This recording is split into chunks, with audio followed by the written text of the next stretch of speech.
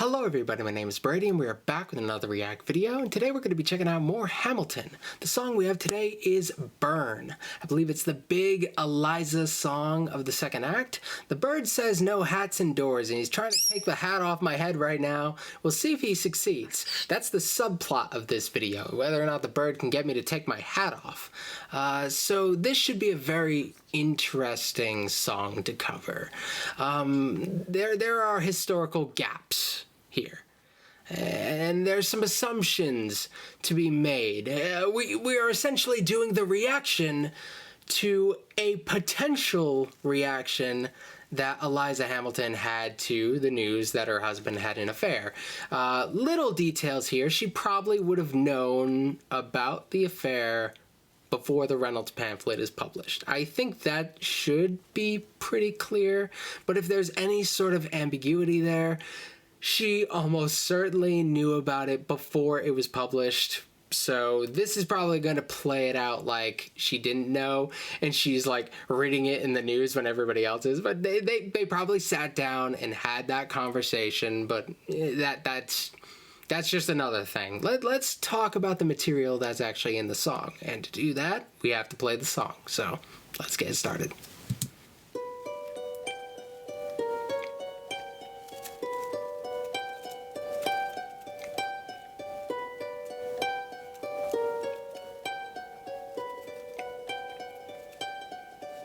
I saved every letter you wrote me. From the moment I read them, I knew you were mine.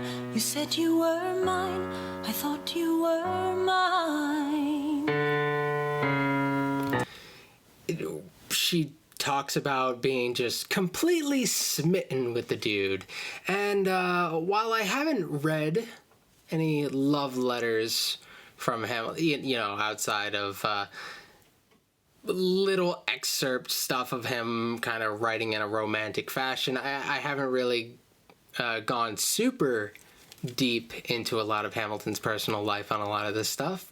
But what I do know is that he writes very much in the romantic style.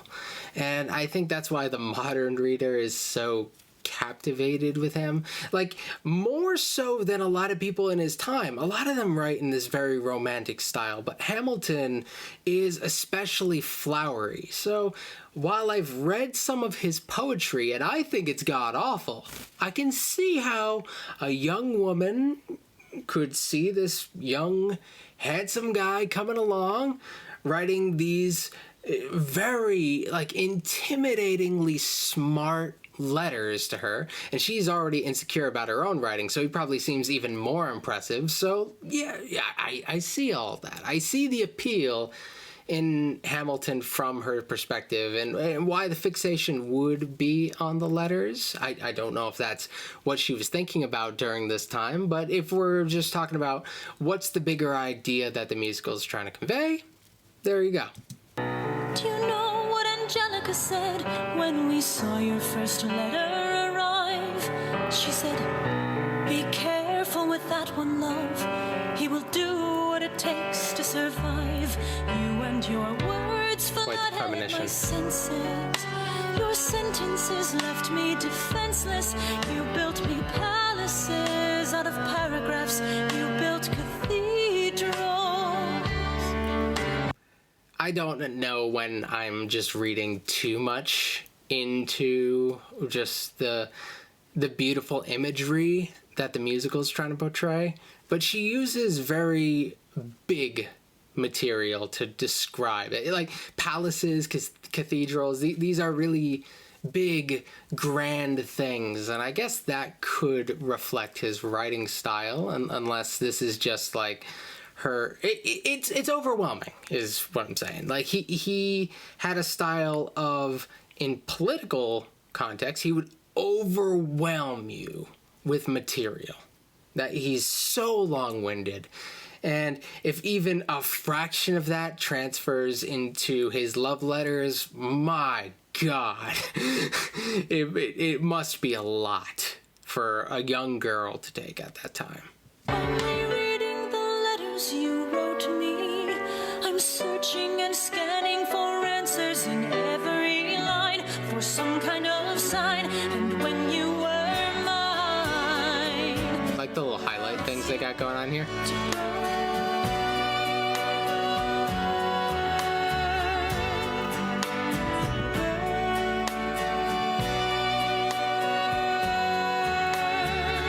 So this is just one kind of hypothetical, distraught reaction that she may have had. A big part of Tilla Mazzeo, who I reference a lot because that is literally the only biographer of Eliza Hamilton. There will be more because people are so interested in her now, but Tilla Mazzeo is like the only real reference that I can have on a book that's specifically about Eliza Hamilton. She plays a surprisingly small role in most regular Hamilton biographies. She has a decent role in the Chernow book, but still, it's not as much as you would like when you see things like the musical and see the character she's built up to be. It does make you very curious about her, but there's not a ton here to work with in like a concrete sense. But Tilla Mazzeo had the theory that she never really believed the affair was a thing, or that it was like blown up bigger than it was in reality or something like that, and that this is cynical political types, and that she never doubted Hamilton for a second. I don't know if I fully buy that, but it does, the fact that that is, there's like a small percentage chance in the back of my head that that is possible, and I will admit it's pretty small, but it's there. It does speak a lot about her character as a wife. She's by no means like a feminist icon, I would say. She's not in a very traditional, like, feminist perspective, like a strong character. She's a submissive character. She's the contrast to the Angelica types. So, and that seemed to reflect her very much. And even if there is an affair, like, she might do whatever she can to like mentally downplay it. And a lot of this is just trying to assume more about her based on what little we do know about her. So most of this is not concrete. When you psychoanalyze somebody who really we don't have as much great written material from as we would like, this is what you get. You get these kind of like abstract attempts at understanding them, and I wouldn't quote me on too much of the stuff when I'm trying to get into what's in her head, because any number of things could have been in her head. You published the letters she wrote to you. You told the whole world how you brought this girl into our bed. In clearing your name, you have ruined our lives. Do you know what Angelica said when she read what you'd done? She said, you've married an Icarus. He has flown too close to the sun. I don't know if the Icarus line, I don't know if that's based on an actual letter or not. It might have been. I'm not familiar with it. If any of you are familiar with anything like that, let me know, because that's one I'm not particularly sure about. So we had you read what you'd done. The Angelica part. Oh, what Angelica. Oh yeah, clearing their name. He ruined our lives. So I think this really does speak towards the valley of differences. Just how different Eliza and Alexander seem to think about posterity. I mean, I'm sure Eliza had maybe a healthy relationship with the idea of posterity and thinking about how people would be remembered and how history would reflect on people. And by a healthy way, I mean she lived her life and just kind of just tried to do good in her own way. Alexander Hamilton, I don't trust a freaking word he says half the time, because he is so posterity minded. He's so often thinking about how things could be looked back upon in the future and how his actions will reflect his legacy, his vision. When people are so posterity minded, I start to think you're very likely to be full of it a lot of the time. And he was full of it sometimes. Let's be fair there. But to be even more fair, so many of the founding fathers were. Jefferson, totally full of it. Probably more full of it. Washington, totally full of it. John Adams, mostly full of it with like weird, awkward moments of self-critique and honesty and stuff like that. But yeah, full of it.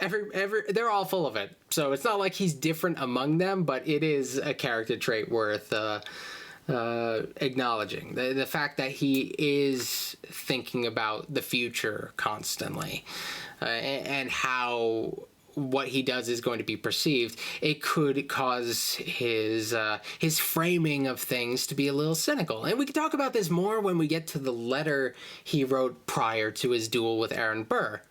You could make a very good argument that that was a very cynical piece of writing, but we'll talk about that when we get to the duel. And I think that's one of the big moments where it makes me think, yeah, he was really full of it, wasn't he? Oh, that, like, pretending like he wasn't just as complicit in getting them down to the dueling ground. Like, you have so much. I'll get to that. We have 2 more minutes of this song. I'm sorry. Chorus, he has flown too close to the sun. When your words obsessed with your legacy, your sentences border on senseless, and you are paranoid in every paragraph. How they perceive you. He's a very careful writer. Crosses his T, dots his I's, makes sure he gets all the detail in there. Myself from the narrative. Let future historians wonder how Eliza reacted when you broke her heart. You have torn it all apart. I'm watching it burn. So yeah, I'm sure in this time a lot of documents are burnt of the personal nature, and if there are financial crimes that are tied into this, we've discussed in the past, of a more official criminal possibly nature, depending on how cynical you think Hamilton actually was. There's a huge range of like a combination of things that could have actually happened that we're not 100% sure exactly. You know what I say? Probably insider trading, which, you know, frowned upon, could ruin somebody's reputation and stuff. Probably wouldn't serve time in jail for, but that's just kind of an educated guess rather than something that's particularly concrete. But yeah, that sort of stuff would have been burnt during this time too. And this is a very normal practice. When you get to death during this time of public figures, they often go through such painstaking, is that even the right way to say it? They go through a lot to try to ensure that the right documents get destroyed and the right ones get left behind. Eliza is going to have a lot to do with the creation of the first Alexander Hamilton biography. She's going to try to find an author, give them the material, and kind of authorize it, which, you know, authorized biographies are mostly BS. Like, you'll get some good material out of them, but the framing is often to glorify the subject. So that's kind of a thing. But yeah, when Alexander dies, there's this big thing, okay, like, what gets destroyed? What sticks around? What goes to the biographer? What do we give them? What do we keep from them? And that will happen with a lot of important figures during this time. They'll be like, in the event of my death, you get rid of this box of letters, but you can keep this box and you can send it out to the newspapers and my biographer and all my family members. They can see this stuff because it makes me look good. This stuff might be a little fishy, but let's get rid of that before anybody gets their hands on it. So there's a lot of stuff. There's a lot of dirt that ended up being lost to time, which is funny and terrible and unfortunate, and yeah. Watching it Very normal practice. Could have been done. Could have been done in a rage, but also could have just been done as kind of a normal practice. A lot has to be reflected upon during such a public scandal. The world has no right to my heart. The world has no place in our bed. They don't get to know what I said. I'm burning the memories, burning the letters that might have redeemed you. You forfeit all rights to my heart. That I don't believe. The burning of letters being something to spite him. That I have trouble believing. It seemed kind of out of character for her. She was incredibly supportive, like, even in the worst of times. And I would say that a lot of the letter burning would, even if it's like not just for like political reasons to protect his reputation, if it is something perhaps more for her, it's more because she just doesn't want her own voice to be included in that. She doesn't like her writing, which we've talked about in the past, but also she didn't really seem to always value her own opinion as much as her husband's. She did have a kind of insecurity about herself and her intellect, and being around growing up with like Angelica, I'm not surprised. Growing up with like a socialite who's supposed to be like witty and fun and be able to talk with all these smart men of the time, like, yeah, I can see why you would have a certain insecurity about that. I don't believe that the destruction of letters would be like, well, screw you, Alex. Why would I call him Alex? I don't know him like that. Well, screw you. This is to make you look bad. That's probably not how it went. You forfeit the place in our bed. You'll sleep in your office instead, with only the memories of when you were mine. Dude, I hope she reacted like this, but I don't think she did. I wish she got pissed. I hope that you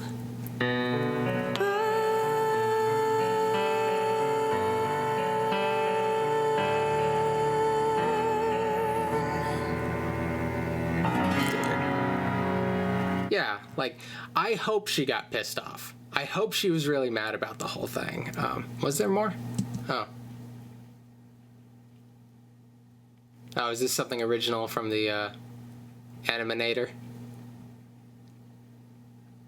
Got a lot of motion in this one. Helpless, yeah. Okay. That was really, really cool. That was very well done. Like, all of these are so impressive. People are so talented. But, like, I wish she was, like, the type to get, like, all pissed off about it and, like, really hold his feet to the fire. But she never seemed like the type of person to hold his feet to the fire on anything. Like, any sort of critique she would have of Alexander, it is kind of, like, half-hearted. She would eventually cave to him under pretty much any circumstance. Kind of the ideal loyal wife of the time, I suppose, which is not what I want to see in a character, but it's very real in that. It probably wouldn't be as... maybe it would be sadder if they just had her just do like a happy, like, force a smile song. dude, that it would be a different vibe, but it might be sadder if they did that. But I don't know. That was a very interesting one, especially since we're kind of dancing in the hypothetical right now more than the concrete. There's a gap here. We have little things. You know something, therefore you're able to assume other things, but not with 100% certainty. That's kind of where this song leaves us. Can't wait to get into the election, though. We'll get there. I think we have to... Oh, we have to get through... His son! Oh, we have to get through... Oh, his son's gonna die. Oh, I forgot we have to do that. I guess we're gonna do that next, I think. I've totally lost the order of when things are supposed to happen. But we'll get around to that. All right. Thank you guys for watching. We'll be back with some more Hamilton pretty soon. I'm looking to wrap up this series before the end of time. But we'll see. I'll do my best. Thank you, and I will see you next time. All right. Bye.